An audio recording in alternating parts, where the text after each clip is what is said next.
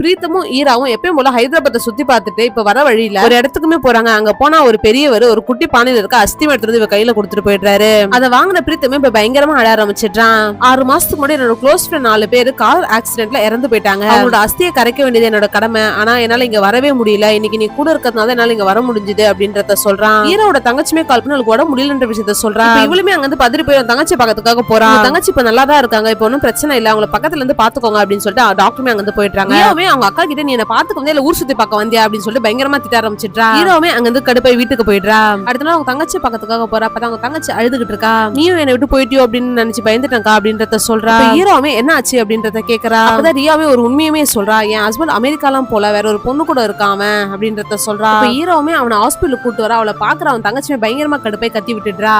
ஹீரோவும் பிரீத்தம் கிட்ட என் தங்கச்சியோட டெலிவரி இன்னும் 3 நாள் வருது, அதுக்குள்ள நாங்க ஒய்ஃபை மீட் பண்ண முடியுமா அப்படின்றத கேக்குறா. நாளைக்கே மீட் பண்ணலாம் அப்படின்றத சொல்றான். இப்ப இவங்க 2 பேருமே பிரீத்தம் வீட்டுக்குமே போறாங்க. பார்த்தா வீடு வெளியே வந்து சாத்தி இருக்கு.